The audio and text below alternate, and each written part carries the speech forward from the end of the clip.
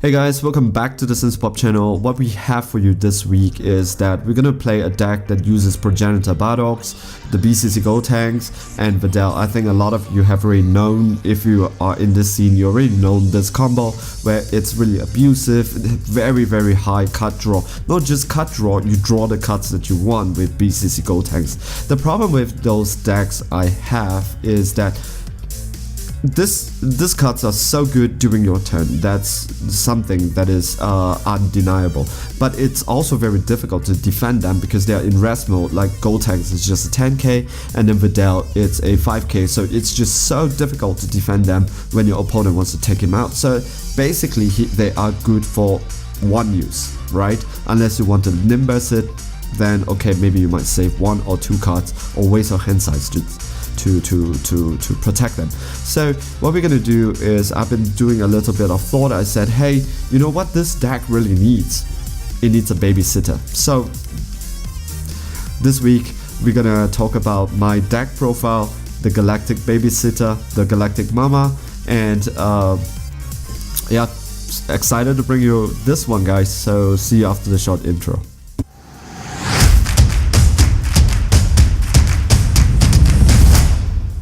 Alright, let's take a look at the deck. So Galactic Frieza, if you do not know his ability by now, at the end of your turn, choose up to one of your battle cards and switch it to active mode.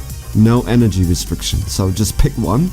Whatever you pick, it's alright, no color restriction, just switch it back to active mode. When your life is 4 or less, you get to draw 2 cards and then switch this, flip the card over. Here's Galactic Frieza, the Galactic Emperor. At the end of your turn, instead of choose one, you get to choose 2 and switch it to active mode. And when this card attacks, draw 1 card. Pretty simple ability. That's why he is called the Galactic Babysitter for this deck, especially with the cards that we are playing. Alright, so the cards that we are playing is, we play 2 copies of Scientist Fool. And what does the Scientist Fool do is that for 7 overwhelm and with 1 energy, you get to play this card and draw 2 cards, a 25k double strike. Really good card. He is your end game option. That's surprise 1 energy, 25k double strike, draw 2 cards heater. As if you need more cards in this deck, you don't need it. You have more chance of running dry and draw out with this deck, really. So we play 4 copies of Successor of Hope. You want to get your Bardogs the Progenitor in your hands in turn 1, and instead of playing just 4 Bardogs the Progenitor, you also play 4 copies of Successor of Hope.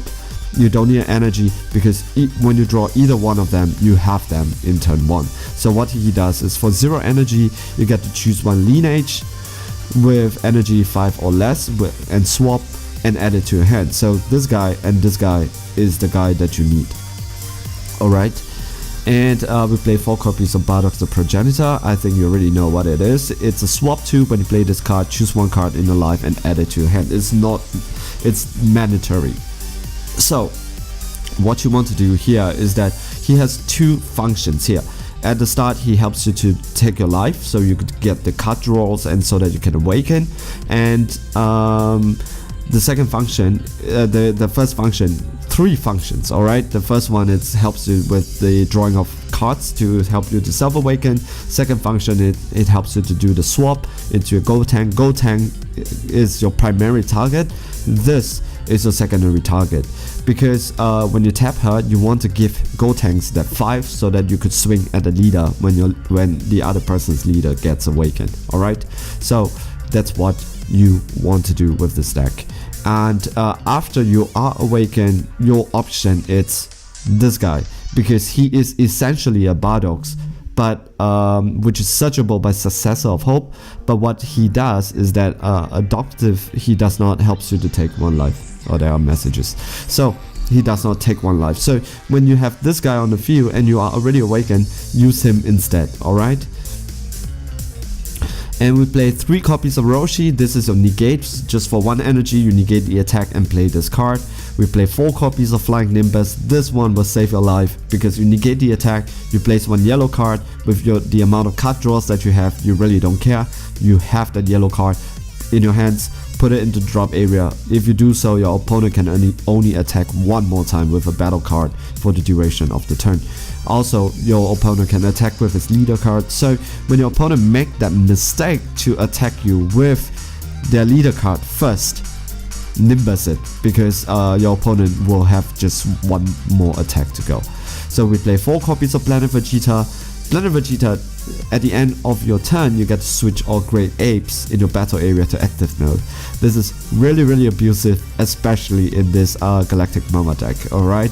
When this card is placed in the battle area, choose up to 1 Saiyan with energy cost 4 or less added to your hand, then shuffle your deck. That's what you want to do. Your target is this guy, or this guy, because he's a Saiyan, so you get a you get a surge for your super combos. Alright, so we play 3 copies of Cold Bloodlust, the battle card played. So this is, if you know this, right, you can see that Frieza will untap this guy, will untap this guy. But what Frieza does not do is that when your opponent plays things like Mars Saiyan just to take them out, Frieza can't do it. I thought about playing Ox King in this deck. The problem with Ox King is that I don't find myself wanting to waste that 1 yellow energy to play Ox King. That 1 yellow energy is so important to me because you could play 1 Bardox, and with that 1 energy you could evolve into Whale of Iron. Even if it's 3 energy, that is 2 energy used that you don't want it to be wasted, because you want to leave 1 energy untapped so that you can play some counter cards. So I thought about it. I said, no, we're not gonna play Ox King. There is no place for this 1 energy cost card, unfortunately, in this deck. I will play Bloodlust instead. So anytime a negation, a card that comes in to pop it, I will call Bloodlust it so that my things are stayed properly on the board. So that is really the Galactic Babysitter, the Galactic Nanny, right? You really take care of the things on your board. So we play 2 copies of Crushable. It's not as important as Cold Bloodlust. As you will see, there are so many blockers in this deck. This is for things like when the guy swings, when this card attacks, it does something. I will Crushable it just to make him unable to attack. So Scrambling Assault Son Gohan. This is a broken card. I don't know why it's printed. When this card attacks, look up to 3 cards from the top of the deck, choose 1 card. It doesn't even say battle cards or anything. Just pick 1, look at top 3, pick 1 and add it to your hand and place the remaining at the bottom of your deck. You don't even have to show your opponent. So that is the thing right here. He is a really good card, but he's a 10k and he will always been in the rest mode, so your opponent can take him out. Why this leader is, at the end of the turn you get to switch him back to active mode. That's brilliant. Alright, carrying Mother Videl. This is one of the mamas, and this is a baby Pan. So what you want to do is switch the card to rest mode. You get to draw 1 card, and then you get to pick 1 of your battle cards and give it 5k for the duration of the turn.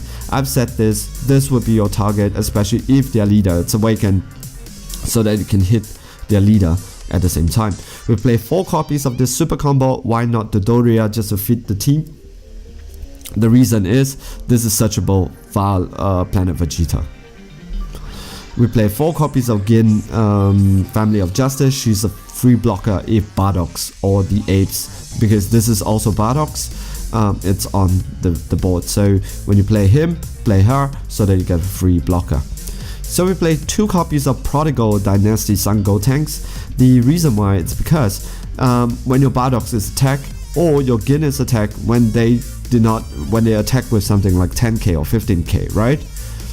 You just play this, it goes up to 20k, this goes up to 35k for just 0 energy. Because when you combo with this card, if one of your yellow card is being attacked, this card gains 10k combo for the duration of the turn. So it becomes a 15k if one of the blocker is attacked. So even if you attack someone, swing something 15k, and then you block it with a Gin, and then they said, okay, no combo, put it, and Gin stays on the board for literally just the cost of 1 card and 0 energy. And of course, it makes a Bardox Whale of Iron to a 35k. Your opponent will commit cards, especially if they swing with something that's 15 or 20. They will put one super combo to bring them up to 30, feeling that they might be able to combo you out. But no, this is 15, so it becomes a 35k. So we play 4 copies of Bardock's Will of Iron. If you don't know this yet, it is a blocker that your Planet Vegeta will switch it at the end of the turn just for you, so you don't even need to use your leader's ability. At the start, you can use your leader's ability to switch him to active mode if you do not have Planet Vegeta, but if you have, he comes back by himself. During your turn, at the end of the battle, when you combo with this card, choose up to one of your Bardocks and evolve into this card. That means in turn 2, you could play Bardocks, take 1 life, swing with him, tap 1 energy, combo, this goes up to 20, and then this goes up to an evolve on top, so this becomes a 20k Bardock's Will of Iron, swing and go for the double strike. At the end of the turn, use his ability, bring him up to rest mode, to active mode. So that's what you want to do. Alright, this is not as fast as any blue deck that runs this, but this is the safer option, and it really pulls the game a little bit longer. It helps you to stay alive with Nimbus, with Roshi, and with the blockers on the board, and you slowly grind him out, and he has no ways to take care. So because, for example, you have 1 of this on the board, 1 of this on the board, you are guaranteed a 2 additional card draw with him, 3 additional card draw, and if you have Will of Iron, like 2 Will of Iron on the battle area, you get to switch back with Planet Vegeta, and at the end of the turn, use this ability, switch your Gotenks and switch your Videl back to active mode. So your whole board looks really ridiculous. Everything restands at the end of the turn, and if your opponent tries to play anything like a Mars Saiyan to pop a card, play Cold Bloodlust and negate the whole entire thing, you could see that he lost, totally loses heart when that happened. So this is my Galactic Babysitter, this Galactic Nanny, and yep, it's because he is really taking care of Pan and taking care of Gotenks, and babysit them, protecting them with Cold Bloodlust and restanding them so that they cannot be attacked by your opponent. I really have a lot of fun in this deck. With this deck, I really think that this deck is extremely potent, and for people who love to play the grind out game and to play the longer game, this is the deck for you. And yep, so for any comments, any improvement, please comment on feel free to comment on the comment section. If not, leave a like, and yep, so have a good day. Ciao, bye.